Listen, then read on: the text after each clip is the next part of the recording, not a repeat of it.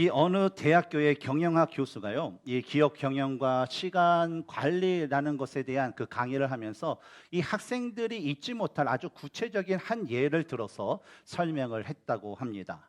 이 교수님은 갑자기 학생들 앞에 이렇게 나오더니 이 테이블 밑에 있는 커다란 항아리를 꺼내요, 이 테이블 위에 딱 올려놨다고 합니다. 그러더니만 테이블 밑에서 뭔가를 계속적으로 꺼내는데 이 주먹만한 큰 이 돌을 꺼내서 이 항아리에 하나씩 놓고 그 항아리에 그 돌이 가득 차자 학생들에게 이런 질문을 했다고 합니다. 학생 여러분, 이 항아리가 가득 찼습니까? 예, 아니요, 그렇지 않고 학생들은 다 예, 교수님, 가득 찼습니다 라고 그런 대답을 해요. 그러자 교수님이 정말일까요? 라고 하고 대묻고는 다시 테이블 밑에서 더 자그마한 자갈을 이제 꺼내게 되었습니다. 그래서 자갈을 이렇게 꺼내서 그 항아리에 다시 한번 넣습니다. 그랬더니 작은 항아리, 작은 그 돌들이 큰 그 돌에 그 사이에 들어갈 수 있게끔 계속 흔들면서 그 조그만 자갈을 이게 퍼붓게 됐죠. 그러나서 이 항아리 그 머리 끝까지 목까지 다 찼을 때 다시 한번 학생들에게 묻습니다. 여러분, 이 항아리가 가득 찼습니까? 근데 참 지혜로운 학생들이요, 뭐가 이렇게 들어가는 거 보니까 좀 의미심장하지 않습니까? 그래서 글쎄요 교수님 하면서 이 반문을 하게 됩니다. 그러자 이번에는 이 교수님이 테이블 밑에서 뭔가를 또 꺼내는데 뭘 꺼내냐면 이게 모래주머니를 꺼내더니 모래를 그 항아리에다 계속 붓게 됩니다. 그러면서 흔들어서 이 모래가 자그마한 그 자갈 사이사이 들어갈 수 있게끔 가득 채우게 됩니다. 그래서 항아리 그 목까지 그걸 딱 채우게 돼요. 그런 다음에 다시 한번 이제 학생들에게 묻습니다. 여러분, 이 항아리가 가득 찼습니까? 그때 이 학생들은 뭔가를 깨달은 거예요. 아니요 교수님. 그러자 교수님은요, 그렇죠? 그러더니 이번에 뭘 꺼내냐면 우리 가득 찬 주전자를 꺼냅니다. 그러더니 그 항아리에 콸콸콸콸 이렇게 붓는 거였어요. 그래서 그 물이 이 항아리 목까지 가득 차게 됐습니다. 그리고 나서 또 교수님이 이런 질문을 했어요. 여러분, 제가 여러분에게 보여준 이 실험이 의미하는 것은 무엇일까요? 여러분 뭐라고 생각하시나요? 근데 어떤 학생이 용기 있게 들었습니다. 교수님, 제가 합니다. 교수님, 이것은요, 교수님이 매우 바쁜 스케줄로 가득 찼더라도 진짜 노력만 하면 무엇인가 새로운 일을 그 사이에 추가할 수 있다라는 것을 보여주는 실험이었습니다 라고 얘기했습니다. 그러자 교수님은요, 아니요, 그건 아니에요. 그러면서 그 실험을 한 그런 메시지를 아이들에게 얘기해 줍니다. 뭐냐면, 여러분, 이 실험이 우리에게 주는 의미는요, 만약 여러분들이 처음부터 큰 돌을 이 항아리에 넣지 않는다면 나중에는 그 돌을 영원히 이 항아리에 넣을 수 없다라는 것을 보여주는 실험입니다. 무엇을 의미할까요? 바로 우리가 이 이야기를 통해서 우리가 얻을 수 있는 메시지인 바로 우선순위라는 그런 메시지를 우리에게 주는 실험이었던 것이죠. 우리의 인생을 살다 보면요, 삶의 우선순위의 그 문제를 우리가 어떻게 정하느냐에 따라서 사람들의 인생이 확연히 달라지는 것을 우리는 볼 수가 있습니다. 그래서 우리들이 자녀들을 가르칠 때에 삶의 우선순위가 있기 때문에 학생들에게 뭘 강조합니까? 야, 젊었으니까 먹고 자고 놀라, 그렇게 하나요? 뭐예요? 뭐 아무것도 안 가르치나요? 공부해, 그거잖아요. 그렇죠? 공부해, 배우고, 또 너 예절도 배우고 예의 바르게 살아. 그러면서 어때요? 아이들이 어렸을 때서부터 가져야 그 우선순위인 어떤 배움과 예절, 그런 것에 대한 것을 강조하는 것이죠.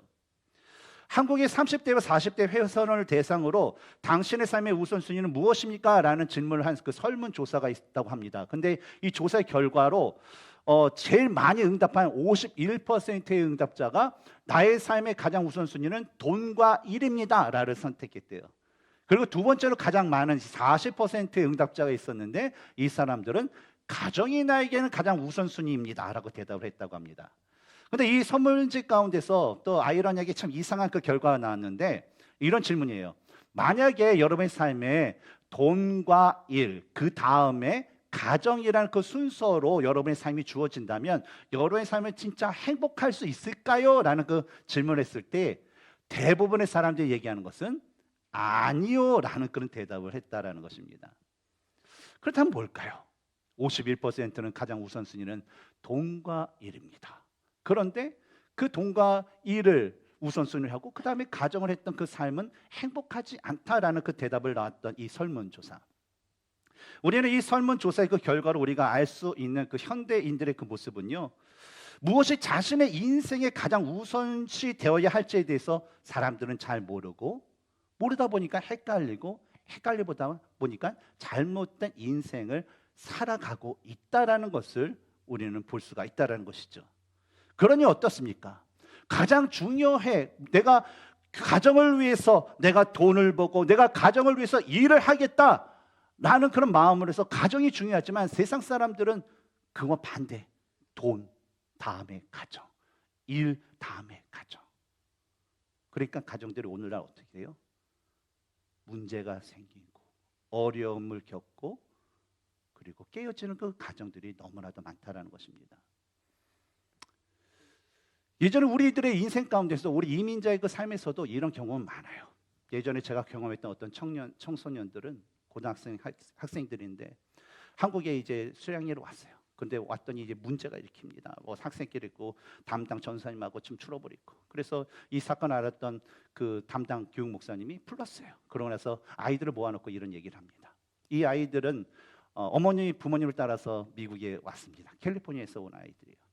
근데 부모님들은 이 아이들을 사랑하고 이 아이들을 왔다고 했는데 새벽 수업서 나갔다가 저녁 늦게 들어옵니다. 근데 이 아이들은 집에 오면요, 아무도 자기를 맞아주는 사람이 없어요. 아무도 자기를 돌봐주는 사람이 없어요. 피곤해서 잠자면, 어머니 아빠가 없을 때 잠자면, 눈 뜨면 엄마 아빠는 나가고 메시지만 있죠. 근데 이 아이들이 고백하는 건 나는 부모님의 사랑을 받은 것이 없습니다. 하지만 나에게는 깽단이 나에게 사랑을 줬습니다. 그 아이들이 바로 LA 지역의 깽단 멤버였던 거예요. 어떻게 보면 우리들의 삶의 우선순위가 뒤바뀌었을 때, 잘못됐을 때에 뭐 이것이 우리가 일반적인 모습은 아니지만 우리 일상 가운데 능히 일어날 수 있는 그런 문제다라는 것입니다. 그런데 여러분, 이것보다도 더 심각한 모습은 오늘날 그리스도인들 중에 이러한 삶의 우선순위에서 실패하는 사람들이 늘어나고 있다는 것입니다. 예를 들면 매주 교회에 나와서 예배를 드려요. 예배를 드리는데 신앙은 잘하는 것 같지 않아요. 예배를 드리면 진짜 예배하면 하나님께서 기뻐하셔서 내가 진짜 하나님을 사랑하는 사람이 될 것 같은데 내 마음에 하나님을 사랑하는 그 마음이 더욱더 이게 간절해지지 않아요. 내가 믿음이 있는 것 같은데 내 삶을 보면 점점 말씀과 뭐 예배와 기도의 생활에는 흥미를 잃어가고 그냥 무슨 일만 있으면 그냥 예배 그런 기도의 모임은 그냥 뒤로 젖히고 그것을 따라가는 그 모습이 있다라는 거예요. 근데 왜 그럴까요?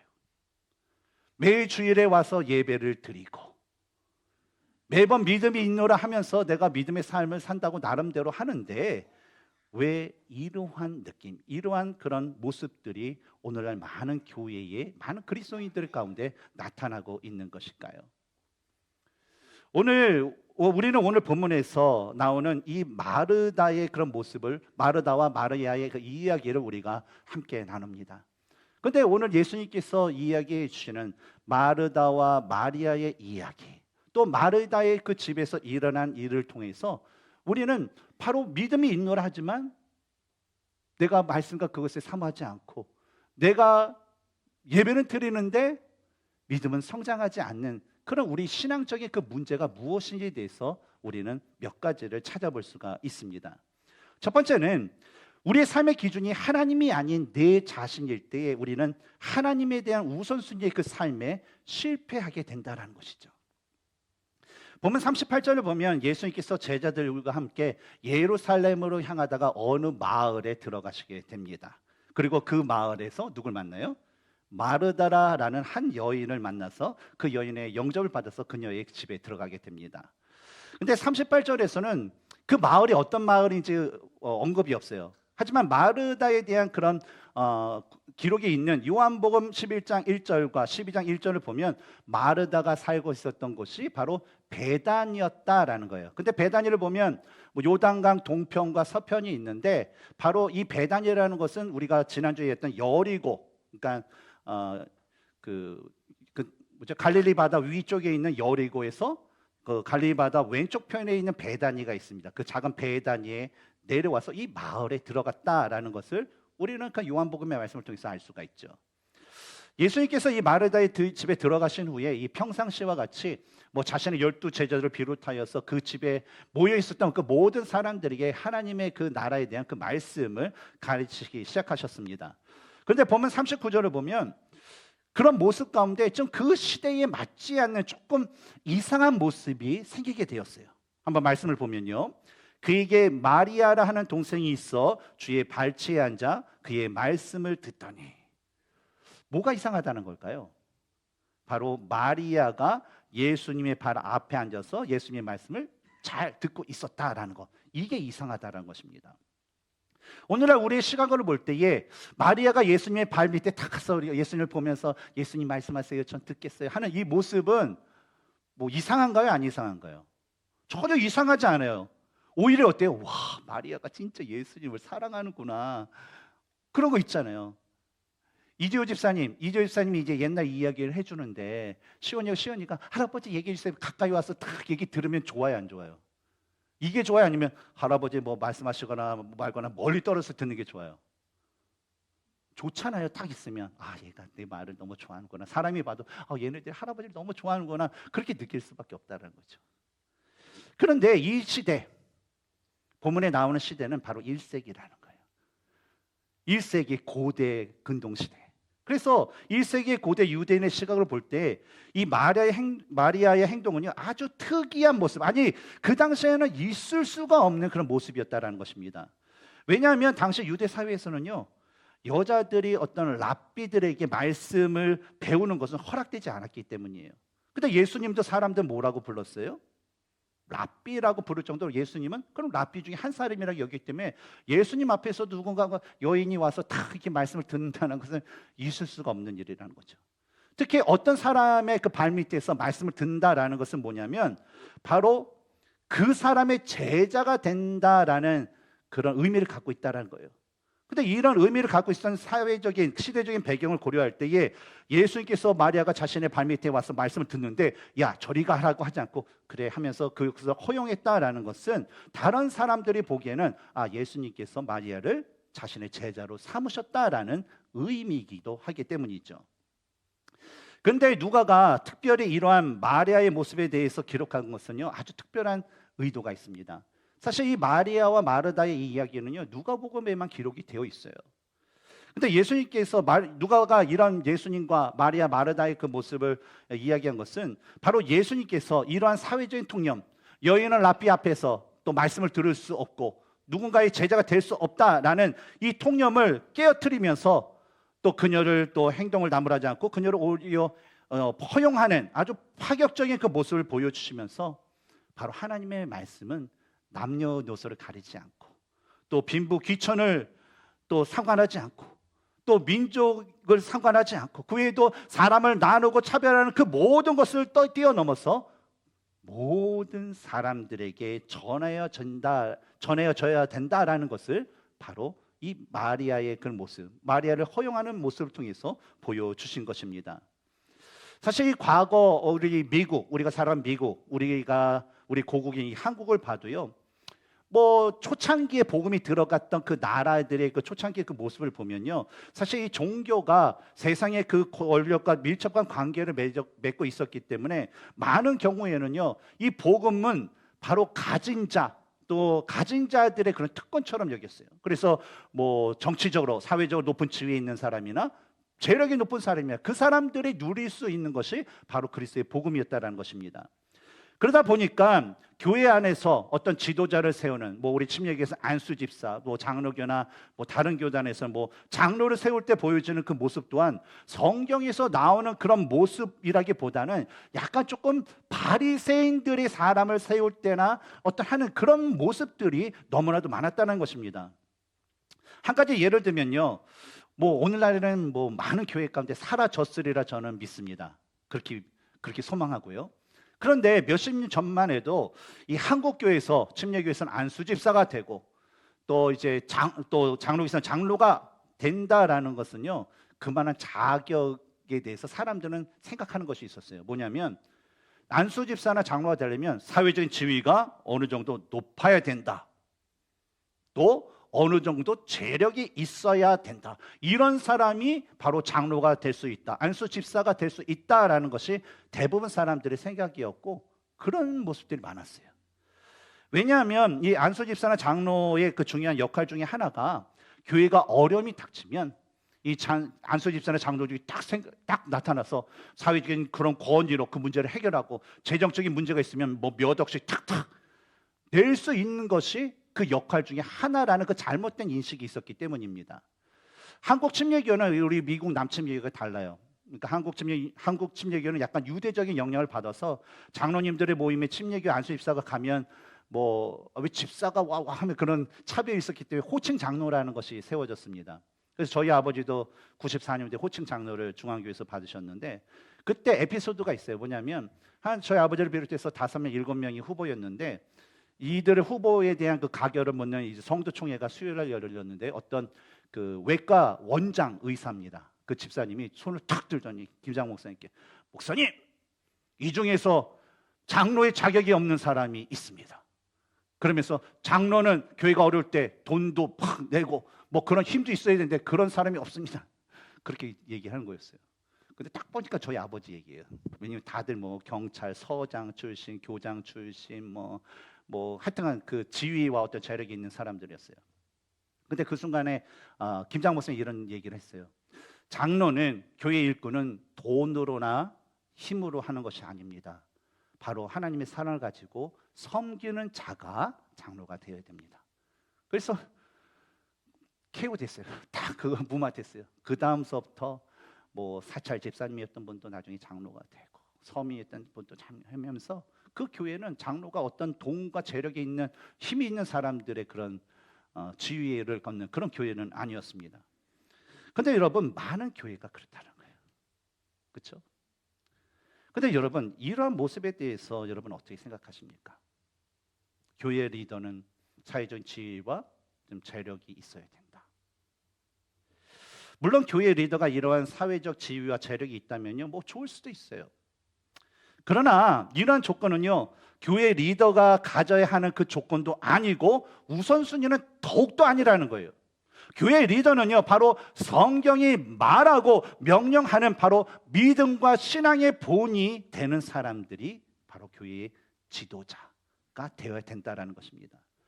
이에 대한 대표적인 말씀을 찾아보면 세 가지를 찾아볼 수가 있어요. 첫 번째는 사도행전 6장 3절입니다. 너희 가운데서 성령과 지혜가 충만하여 칭찬받는 사람 7을 택하라 라는 그 말씀처럼 어떤 사람이에요? 기도로 성령의 충만함을 받은 사람, 하나님께서 주시는 그런 지혜로 충만한 사람, 믿음과 그 삶에 있어서 사람들에게 칭찬을 받는 사람들이 교회 일꾼이 되어야 된다는 거예요. 지도자가 되어야 된다는 거예요. 두 번째로 디모데후서 3장 1절에서 7절에 기록된 대로 믿음과 삶에 있어서 본이 되고 주위 사람들에게 선한 증거를 얻은 사람이라는 거예요. 주위 사람이랑 우리 교회 성도들뿐만 아니라 세상에 있는 사람도 와, 저 사람은 그리스도인이야, 저 사람이 있는 교회라면 난 갈 수 있어 라는 그런 소리를 들을 수 있어야 된다는 거죠.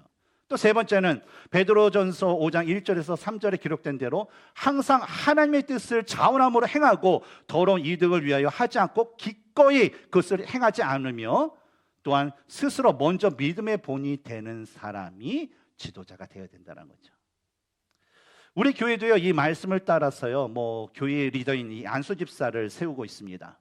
그래서 그분들이 개인과 가정과 사회에서 믿음의 본을 보이는 삶을 살고 있는지, 또 하나님께 드리는 시간과 열정과 물질에 대한 11조를 온전히 드리고 있는지, 하나님의 뜻을 따라 기꺼이 자신의 생각을 내려놓고 하나됨으로 복음의 사명을 감당하고 있는지, 예수님께서 보여주신 명령과 종과 같은 그런 섬김의 삶을 온전히 살아가고 있는지, 하나님께서 허락하신 교회의 어떤 신학과 복음의 사명에 전적으로 동의하는 등등 그 모든 것들을 다 종합하였어요.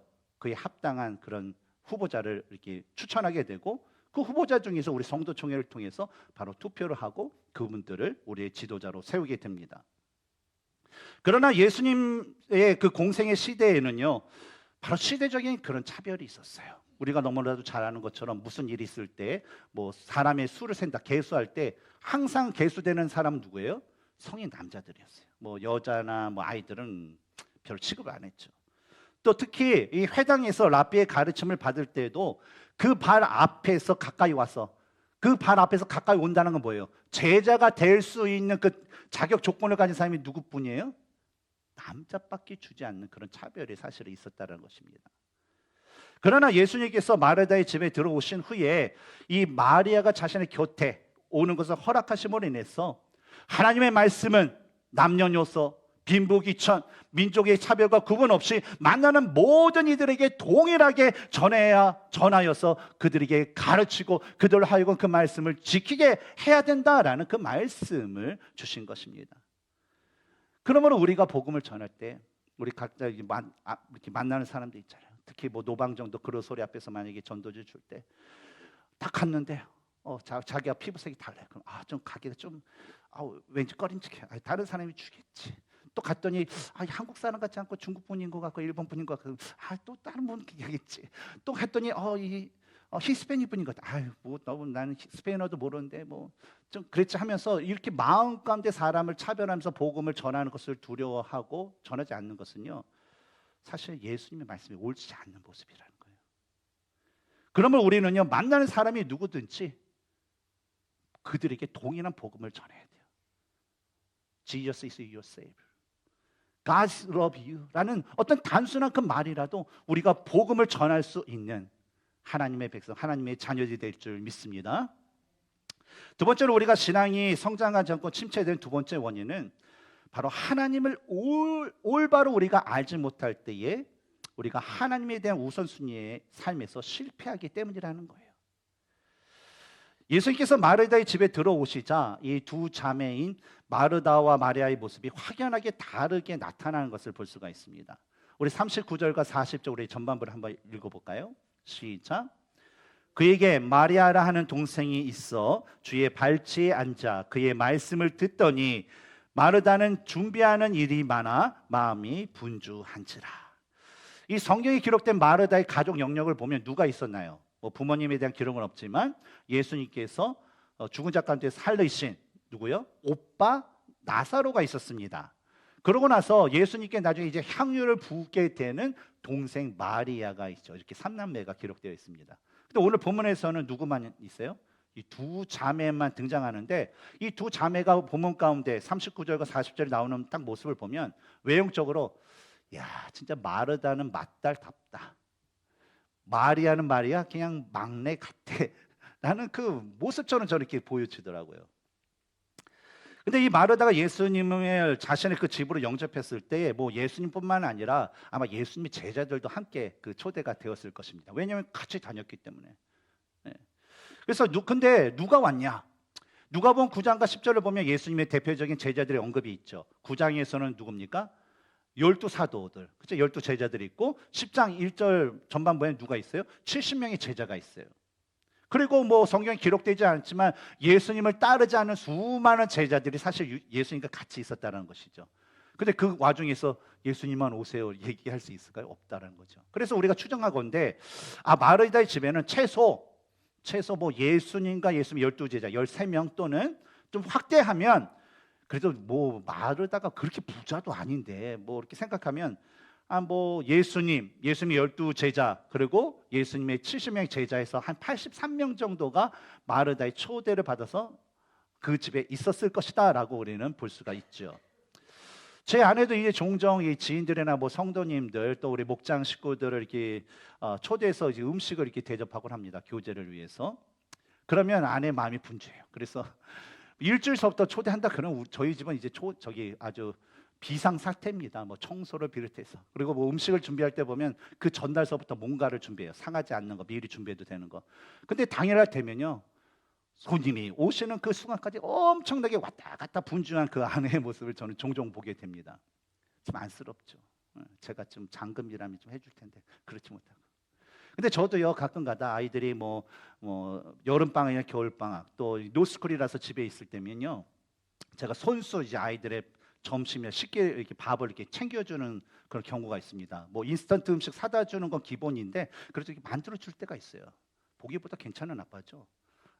근데 아이들 음식을 해주기 위해서 하면 뭐예요? 집에 있는 재료가 많으면 좀 그걸로 하는데 없을 경우에는 사오고 또 음식을 야채 하나씩 다듬고 또 거기서 양념 넣고 육수 만들고 또 만들어는 뭐예요? 야, 밥 먹어. 그러면 아빠한테 야, 밥 식어 먹어. 게임 그만해. 막 그러면서 애들을 어떻게 간에 이렇게 먹이게 되고 또 먹이면 어때요? 뒷정리까지 다 해야 되잖아요. 그렇죠? 그러니까 그렇게 하다 보니까 와, 아이들 3명을 이렇게 먹이는데도 이것저것 할 것도 많고 시간도 꽤 많이 걸리는 거예요. 뭐 한 개 간단히 먹어도 1시간 좋게 걸리더라고요. 그러니까 이거 누군가를 해서 먹인다는 건 내 자식도 힘든데 남의 사람들을 한다는 건 결코 쉬운 일이 아니라는 것이죠. 근데 힘들어도 아이들이 먹고 나서 아빠 너무 맛있어요. 아빠 짱! 막 그러면요. 어때요? 힘들어도 그 기분 좋아요. 기분 좋다 보니까 그래, 내가 종종 아이들에게 나의 이 황금손을 한번 좀 발휘해야 되겠다라는 그런 생각을 갖곤 합니다.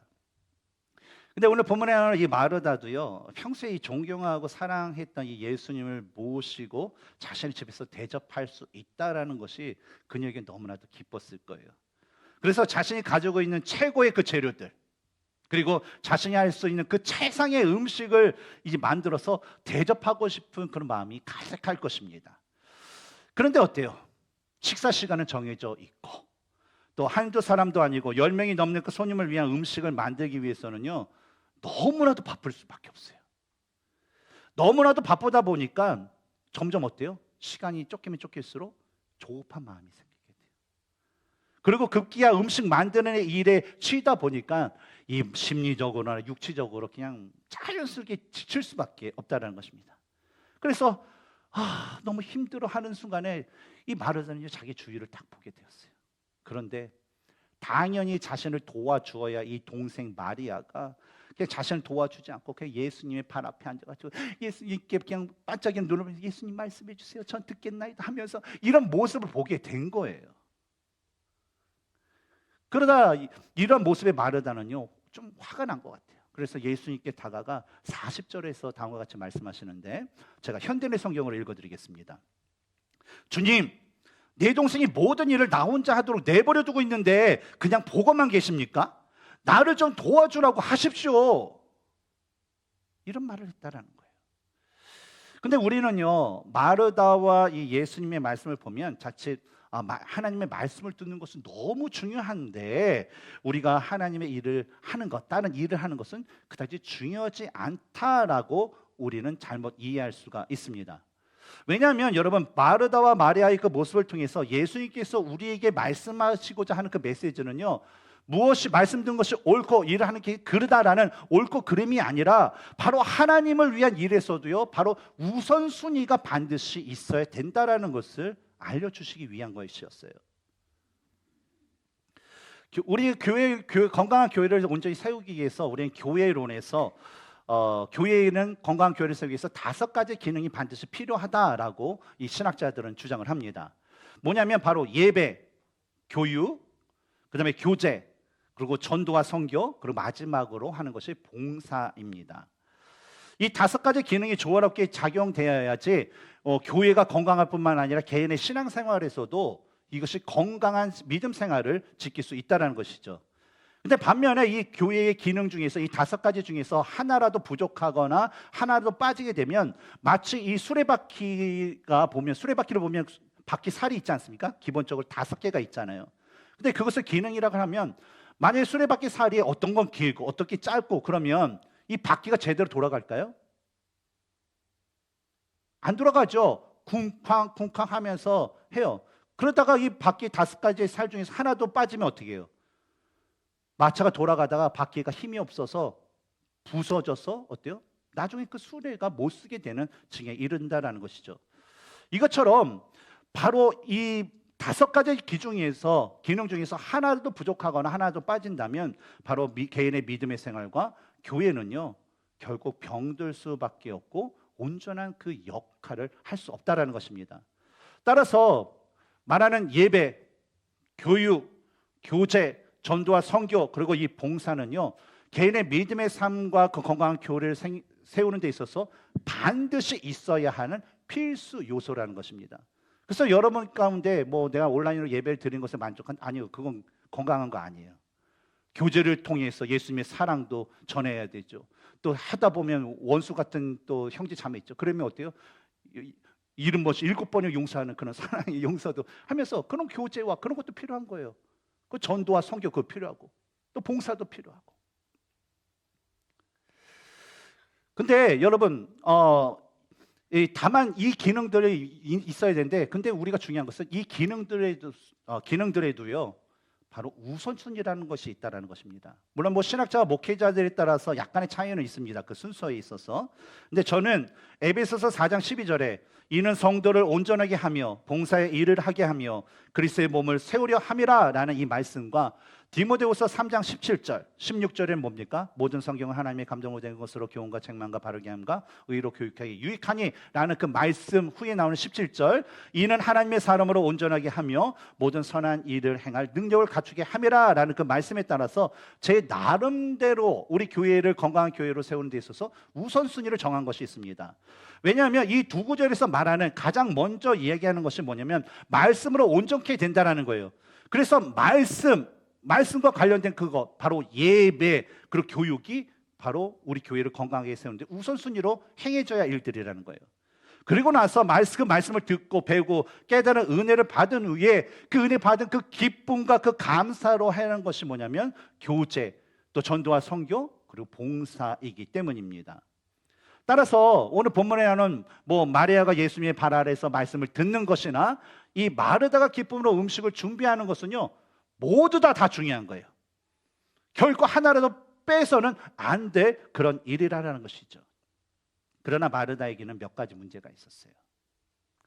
첫 번째 문제는 마리아의 경우에는 예수님이 중요하시는 말씀 듣는 것을 우선시했지만 마르다는요 그렇지 않았어요. 예수님께서 어디를 가시든지 항상 하셨던 것이 있습니다. 뭘 하셨죠? 하나님의 말씀, 하나님 나라에 대한 말씀을 전하셨어요. 그래서 뭐 마르다의 집에 오셔서도 가장 먼저 한 것이 무엇입니까? 말씀을 가르치시는 일을 했다라는 것이죠. 그리고 예수님께서 자신의 집에 오셔서 말씀해 주신다라는 것은요 너무나도 좋은 기회예요. 여러분 뭐 저와 이제 교제하는 거 제가 가끔가다 같이 식사 교제 하시죠. 교제 이렇게 했으면 좋겠어요. 목장에 초대해 주세요. 얘기하는 것은 뭐냐면 여러분과 저희가 교제를 하는 거예요. 그래서 제가 강대상에서 뭐 많은 얘기를 못 해요. 그러나 사석에서 이렇게 하게 되면요 제가 생각하는 교회와 어떤 일들에 대해서도 이 잘 나누게 돼요. 예. 그런 것처럼 없죠. 예수님이 자신의 집에 왔다 오는 건 그런 더 깊은 교제를 할 수 있는 너무나도 좋은 찬스였다라는 것입니다. 특히 그 당시에는요 뭐 평소에 예수님의 주위에 사람들이 많았기 때문에 이 마리아나 마르다가 뭐 그 사람들 비집고 막 이렇게 들어가기는 힘들었어요. 그럼 만약에 비집고 들어간다고 해서도 당시에는 그 차별이 있었기 때문에 어디 여자가 그런 거 있잖아요. 막.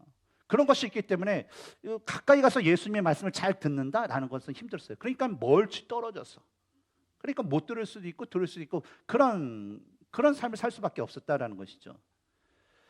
그러나 이 마르다의 그 경우에는요 예수님이 자기 집에 오셨음에도 불구하고 예수님의 가치인 말씀을 듣는 것보다 바로 자신의 가치인 예수님을 위해서 자신이 무엇인가 하려는 그 모습이 먼저였다는 것이죠. 이것이 문제였다는 거예요.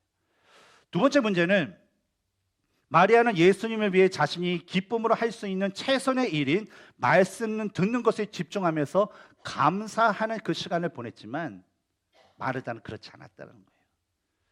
물론 마르다도 처음에 예수님을 위해서 음식을 준비한다라는 것이 이제 너무 기쁨으로 시작을 했을 것입니다.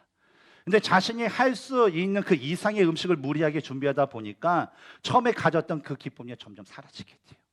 사라지게 되니까 힘드니까 자신을 도와야 될 내 동생, 나를 도와야 될 아무개는 나를 도와주지 않는 것에 대해서요 섭섭한 마음이 생기고 섭섭한 마음이 생기다 보니까 저 모습이 얄미워요. 얄미워, 밉상이야. 그리고 또 더 심해지면 어때요? 미워하는 미움이 생겼다는 거예요. 그리고 심지어 자신의 그 노력, 내가 예수님을 위해서 이렇게 하는데 나의 이 노력을 알아주지 않고 또 자신을 돕지 않는 그 마리아 동생에게 나무라지 않는 그 예수님을 보면서 예수님 어떻게 그렇게 내버려 둘 수 있어요? 라고 하면서 예수님을 원망까지 하는 잘못을 저지르게 되었다라는 것이죠. 그리고 세 번째 문제는 이 마리아는요, 당시 상황에 합당한 선택을 했지만 마르다는 그렇지 못했다라는 것입니다. 여러분, 현재 예수님께서는 어디로 가고 있는 중이셨나요? 예루살렘으로 가시는 중이었어요. 왜 예루살렘에 왜 가시나요? 그냥 관광하러? 사람 만나러? 왜 가시는 중이셨어요? 십자가의 그 고난의 길을 걷기 위해서 가시는 중이었어요. 그래서 예수님께서는요, 가는 곳마다 얘기하는 것이 뭐냐면 나이가 자신이 당할 십자가의 고난, 죽음, 그리고 부활, 구원에 대한 그 말씀이었다는 것이죠. 따라서 예수님을 집에 모시고 예수님께 음식을 극진하게 대접하는 것도 중요하지만 그 상황에서는 바로 예수님께서 하시려는 그 일이 무엇인지 그 말씀을 듣는 것이 너무나 중요했다는 거예요. 그리고 말씀이 어느 정도 끝난 후에 음식을 대접하는 것이 그 상황에 합당한 모습이었다라는 것입니다. 그런데 예수님께서는요, 이러한 자신의 문제를 알지 못한 채 속상해하는 그 마르다를 보시고 41절에서 마르다야, 마르다야 하면서 그녀의 이름을 반복적으로 부르셨어요. 성경에서 사개오야, 사개오야, 마리아야, 마르다야, 마르다야, 나사로야, 나사로야 이렇게 부르는 것은 뭐냐면 그 사람에 대한 애정 어린 그 마음이 가득한 것으로 그를 사랑함으로 부르는 그런 예수님 하나님의 그런 음성을 의미합니다. 예수님께서도요, 바로 그녀에게 그런 마음으로 부르셨어요. 그리고 나서 41절과 42절에 내가 많은 일로 걱정하고 있는데 꼭 필요한 것은 많지 않거나 하나뿐이야 라는 그런 말씀을 해주셨어요. 사실 요한복음 11장 21절과 22절에 마르다가 예수께 여짜오되 주께서 여기 계셨더라면 내 오라비가 죽지 아니하였겠나이다. 그러나 나는 이제라도 주께서 무엇이든지 하나님께 구하는 것을 하나님이 주실 줄 아나이다 라는 이 마르다가 예수님께 하는 그 고백을 볼 때에 마르다는요, 저는 생각하기에 이미 예수님 말씀을 듣고 은혜를 받았어요. 그 예수님이 메시아라는 것도 알았어요. 그리고 예수님께 대한 기쁨과 감사가 넘쳤던 여인이었다라는 것을 저는 그런 여인으로 저는 믿고 있습니다. 따라서 마르다가 예수님께 대한 이런 감정, 그 은혜, 그 감사의 그 마음으로 자신이 할 수 있는 최선을 다해서 자신이 끝까지 음식을 기쁨으로 준비하고 예수님께 대접했다면 아마 그녀는 예수님께 아주 칭찬을 받고 더 사랑을 받지 않았을까라고 저는 생각이 듭니다. 우리 교회에서도요, 예배 봉사에 대한 우선순위가 있습니다. 첫 번째로 우리 교회 등록을 하게 되면요, 6개월 동안 여러분에게 봉사의 일을 시키지 않습니다. 왜냐하면요, 교회에서 어떤 일을 그분이 하는가 보다 그분들에게 필요한 것은 뭐냐면 우리 교회 영적인 분위기가 어떤가. 뭐 다른 많은 건강한 교회가 있는데 우리 교회에 준 영적인 분위기가 있습니다. 그리고 우리 교회를 통한 그 말씀의 은혜를 그분이 받아야지 우리가 주님 안에서 한 몸, 유니티를 우리가 가질 수 있기 때문이라는 것이죠. 두 번째는 뭐냐면 교회에 와서, 주일에 교회에 와서 봉사를 할 때에도요, 원칙이 있어요. 뭐냐면 반드시 예배를 먼저 드리십시오. 그 다음에 봉사를 하십시오 라는 거예요. 그래서 봉사하시는 분들은 1부 예배 드리시고 2부 예배 때 봉사하실 분들은 봉사에 집중하십시오 라는 그런 얘기를 합니다.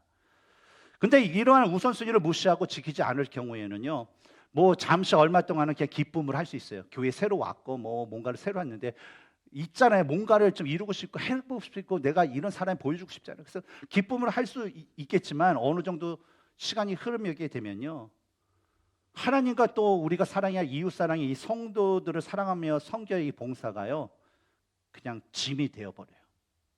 짐이 되어버리니까 그것이 불만이 돼요. 불만이 되다 보니까 결국에는 성도와 교회를 원망하는 결과를 낳게 됩니다. 물론 이런 우선순위, 이런 원칙을 따르는 데는요, 나름대로 그 고충은 있어요. 뭐 모든 분들이 이런 원칙을 잘 따라서 예배를 정성을 하나님께 드리고 그다음에 봉사일을 하면 너무나 좋은데, 만약에 교회에 일찍 오지 못해서 1부 예배를 못 드렸어요. 근데 2부 예배 시간에 이 봉사를 하려고 막 오시는 분이 계실 때 형제님, 자매님 예배를 안 드셨기 때문에 오늘 봉사를 하지 마시고 들어가서 예배 먼저 드리세요 라는 그 말을 하게 되면요, 진짜 우리들이 닥치는 현실적인 그 문제가 있어요. 뭐냐면 그만큼 어때요? 자기가 더 많이 일을 해야 된다는 그 어려움과 그 고충이 사실 현실적인 우리들 가운데 있다라는 것입니다. 이런 문제는요, 사실 우리 교회의 어떤 리더를 세운 데도 마찬가지예요. 우리가 교회가 성장하면 뭐 목자 목님도 더 필요하고, 또 안수 집사님도 필요하고, 그럼 뭐 사역팀장도 필요하고, 뭐 많은 그런 리더들이 필요합니다. 근데 이럴 때도 좀 동일한 그런 곤충이 있습니다. 일반적으로 우리는 사람이 좋으면요, 저 사람을 좀 세우면 좋겠다라는 그런 마음이 있습니다. 저에게도 있어요. 그래서 뭐 교직에 있었던 분은 좀 주일학교 가고 싶고, 뭐 그런 거 있잖아요. 관련된 일을 잘할 것 같아요.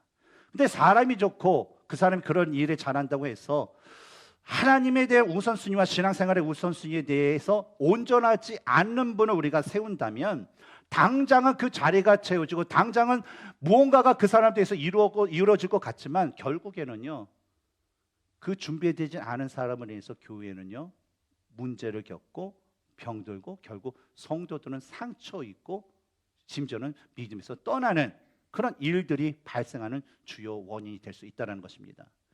그래서 담임 목사님 저도요, 이에 대한 그 갈등이 참 많아요. 제가 우리 교회에 와서 우리 교회 리더십을 세우는 데 있어서도 원칙이 있습니다. 그건 뭐냐면 제자 훈련을 해야 돼요. 지금 라이프 101, 102 뭐 했지만 그런 과정을 이렇게 해야 된다라고 해요. 뭐 제가 오기 전에 이전의 분들은 제가 다 리더십을 인정하지만 제 이후에 오신 분은 그걸 해야 됩니다.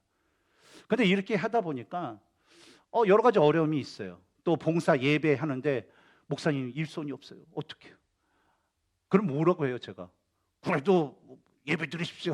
좀 얘기하는 게 좀 맞는데 그 얘기를 해야 되나 말아야 되나 그 고민도 많고, 또 제자 훈련 물론 안 하던 암송하고 뭐 이렇게 하다 보니까 힘들어요. 힘들다 보니까 제자 훈련하는데 뭐 어렵고 힘들고 이걸 왜 하냐 뭐 여러 가지 이야기가 있습니다. 그래서 그 예배와 봉사의 그 우선순위에 대한 걸 내가 좀 포기할까? 아니면 그냥 뭐 그 리더십을 세우는데 이런 과정을 내가 포기할까? 그냥 뭐 우리 성도들이 좋다고 하는 그런 분들 그냥 세워서 일을 시키는 게 좋을까? 라는 그런 고민도 많이 합니다. 근데 여러분 어떨까요? 우리 각 목장에서 목원들을 위할 때, 또 우리 교회 전체 성도들과 교회를 위할 때에 우리 모든 성도들과 교회를 건강하게 세우기 위해서 어떻게 하는 것이 좋을까요? 우리 보기에 좋은 사람을 세우는 게 좋을까요? 건강하게 그 신앙을 우리가 세우고 유지하기 위해서는요, 바로 하나님의 뜻에 맞는 방법, 하나님이 원하시는 것을 따르는 그런 결단이 우리에게 필요할 줄 믿습니다. 저는요, 우리 목자 목녀님들을 위해서도 기도해요. 그런 믿음의 결단력이 있을 수 있도록. 근데 여러분 잊지 말고 저를 위해서도 기도해 주세요. 제가 교회를 또 이끌어 나가는 데 있어서 진짜 사람들이 원하는 어떤 세상 방법을 하는 것이 아니라 진짜 하나님께서 원하시는 방법으로 좀 굳건하게, 그리고 이것을 같이 나갈 수 있는 그 믿음의 동역자들이 바로 여러분이 될 수 있도록 좀 저를 위해서 기도해 주시기 바랍니다. 제가 뭐 등치는 커서 눈물도 하나도 안 나올 것 같은 그런 사람처럼 보이시더라도 저 눈물 많아요.